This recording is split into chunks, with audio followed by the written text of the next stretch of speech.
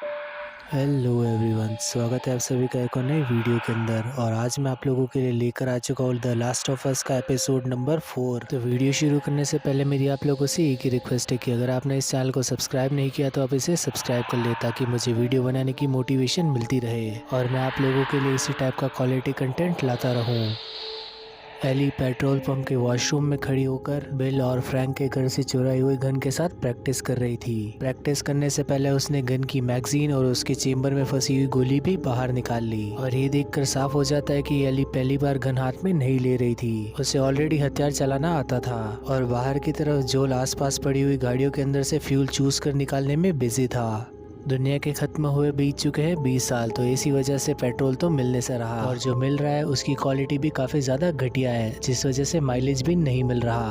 अब जोल का मन बहलाने के लिए एली ने उसे एक किताब के अंदर से जोक्स पढ़कर सुनाए। और यहाँ पर जितने भी जोक्स सुनाए गए हैं वो सारे डिट्टो गेम के कॉपी है। टंकी फुल करने के बाद ये लोग आगे बढ़ने लगते हैं और गाड़ी के पीछे पड़ी हुई एली को एक मेल मॉडल्स की किताब मिलती है। और ये सीन भी काफ़ी कुछ गेम की तरह ही था। और ये देखकर हमें पता चल रहा है कि इस एपिसोड का मेन मकसद स्टोरी दिखाना नहीं, बल्कि इन दोनों की दोस्ती दिखाना है, यानी इन दोनों का ही कैरेक्टर डेवलपमेंट। कुछ देर तक जोल के मजे लेने के बाद वो किताब बाहर फेंक देती है। और ये सीन कुछ ऐसा ही था जैसे कि एली की फ्यूचर लव लाइफ। शाम होते ही जोल गाड़ी को मेन हाईवे से उतारकर जंगल की तरफ लेकर चला गया, क्योंकि रात के समय खुली सड़क पर गाड़ी चलाना खतरे से खाली नहीं था। जंगल में कैंपिंग करते वक्त जोल ने एली को समझाया कि रात में इन्हें इन्फेक्टेड से कम और इंसानों से ज़्यादा खतरा है, यानी कि वही तीनों के तीनों ग्रुप्स। और वैसे भी 25 घंटे का लंबा सफ़र तय करने के लिए इन्हें एक काफ़ी अच्छी नींद की ज़रूरत है।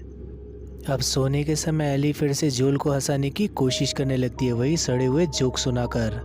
और एली का ये आइडिया थोड़ा बहुत काम कर गया, क्योंकि इस बार जोल के चेहरे पर एक छोटी सी स्माइल थी।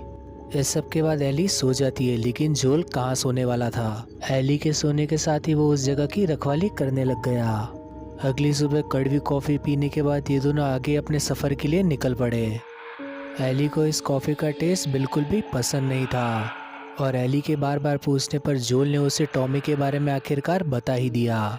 टॉमी ने वायमिंग के एक टावर से सिग्नल भेजा था, और अगर टॉमी वहाँ पर नहीं हुआ तो भी उस जगह के आसपास ही कहीं पर मौजूद होगा।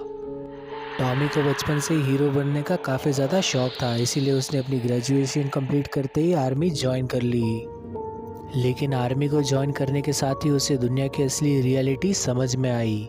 आउटब्रेक के बाद जोल टॉमी के साथ ही बॉस्टन के एक क्वारंटीन जोन के अंदर चला आया, जहां इनकी मुलाकात टेस से हुई। और इन्हें लगा कि ये यहाँ पर छोटे मोटे काम कर कर सर्वाइव कर लेंगे। और टॉमी के हीरो बनने वाले शौक की वजह से उसने मार्लिन की बात मान ली और फायरफ्लाइज को ज्वाइन कर लिया। हाल ही में जोल को ये भी पता चला था कि टॉमी ने हाल ही में फायरफ्लाइज के ग्रुप को भी छोड़ दिया।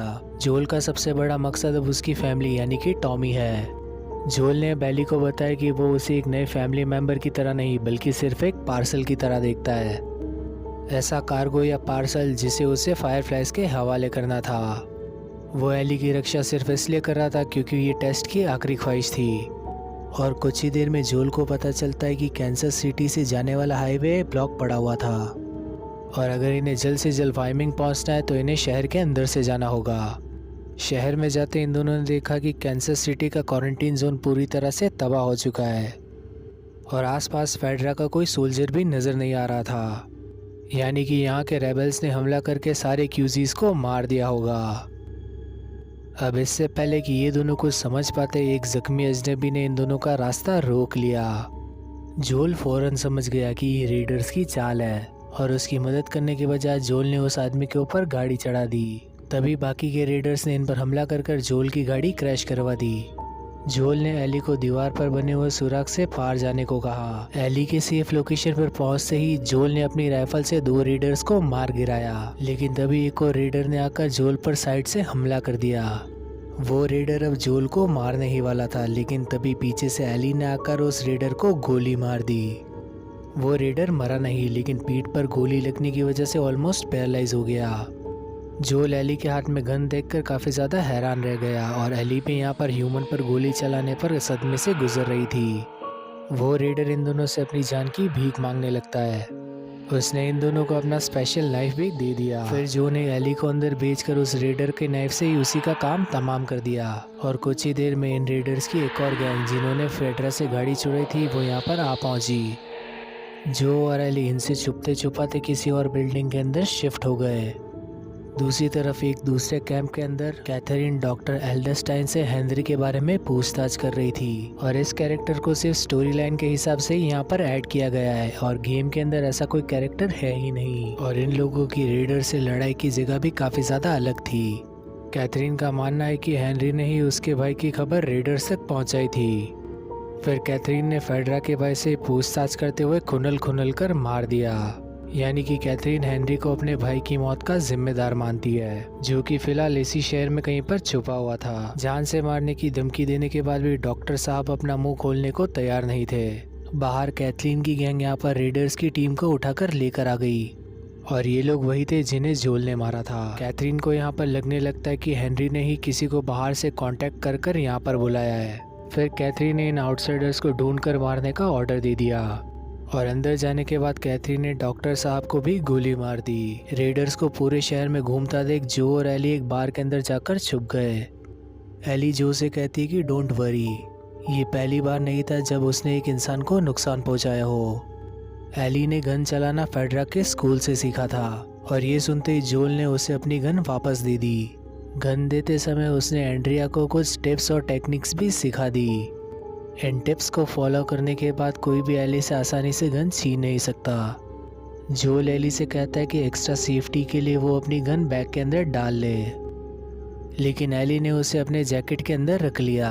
कैथरीन का साथी पैरी उसे एक बिल्डिंग के अंदर लेकर जाता है और देखकर लग रहा था कि हेनरी और उसका छोटा भाई सैम यहाँ पर हफ्तों से रह रहे थे और शायद खाना खत्म हो जाने की वजह से उन्हें ये सेफ हाउस छोड़ना पड़ा होगा। कैथरीन अच्छे से जानती थी कि हेनरी अपने छोटे भाई को कभी भूखा नहीं मरने देगा, यानी कि खाने की तलाश करते वक्त ये दोनों इनके हाथ लगने वाले थे। फिर पैरी कैथरीन को एक और सीरियस मैटर दिखाने ले गया। इस बिल्डिंग के अंदर इन्फेक्टेड लोगों का एक नेस्ट बना हुआ था, यानी कि हमें जल्दी ये लोग दिखने वाले हैं। पैरी के समझाने के बावजूद भी कैथरीन ने उसे ऑर्डर दे दिया कि हेनरी के मिलने तक वो इस चीज़ को सब लोगों से छुपाए रखेंगे, तब तक इस बिल्डिंग को अच्छे से सील करके रखना। जोल और एली शहर का मुआयना करने के लिए एक बड़ी सी बिल्डिंग के ऊपर चढ़ने लगे। एली ने अब जोल से पूछा कि उसे कैसे पता कि वो जख्मी बंदा उनकी गैंग का मेंबर था। जोल ने उसे बताया कि अपने सर्वाइवर वाले दिनों के अंदर वो भी रेडर्स वाले काम कर चुका है, तो ये दोनों साइड्स के तौर तरीके काफ़ी अच्छी तरह से जानता है। लेकिन इसने ये कंफर्म नहीं किया कि क्या किसी की जान बचाने के लिए उसने किसी की जान ली थी। सीढ़ियों से 33 फ्लोर ऊपर चढ़ने के बाद जोल का स्टेमिना यहाँ पर ख़त्म हो गया और इन्होंने फैसला किया कि ये इसी अपार्टमेंट के अंदर रात बिताएंगे। सोने से पहले जोल ने दरवाजे के आसपास कांच के काफ़ी सारे टूटे हुए टुकड़े डाल दिए, ताकि अगर इस जगह पर कोई आए तो उनके पैरों के पड़ने की वजह से ये लोग पहले से सतर्क हो जाए। एली अब जोल से कहती है कि उसने नोटिस किया है कि उसके राइट वाले कान के अंदर कुछ प्रॉब्लम है, यानी कि जोल को राइट ईयर से ठीक से सुनाई नहीं देता और जोल बिना कोई जवाब दिए सोने चला गया। अब ये सब कुछ देखते हुए एली नहीं चाहती थी कि ये दोनों सीरियस मूड के अंदर सो जाए, तो जोल का मूड सही करने के लिए इसने वर्ल्ड का सबसे गंदा वाला जोक मारा और इस गंदे से जोक को सुनने के बाद जोल भी अपनी हंसी कंट्रोल नहीं कर पाया और दोनों के दोनों ही हंसते हंसते सो गए। रात को जो करवट बदलकर अपने लेफ्ट वाले साइड पर सो गया। कुछ देर बाद ही एली ने जो को चिल्लाकर उठा दिया। आंख खुलते ही जोल ने देखा कि हेनरी और सैम इन दोनों पर ही गन ताने हुए बैठे हुए थे। करवट बदल लेने की वजह से जो शायद इनके आने की आवाज़ नहीं सुन पाया और यहाँ पर ही ये एपिसोड ख़त्म हो जाता है। तो वीडियो पसंद आई हो तो इसे करना लाइक और चैनल को करना सब्सक्राइब। मिलेंगे नेक्स्ट वीडियो में, तब तक के लिए बाय।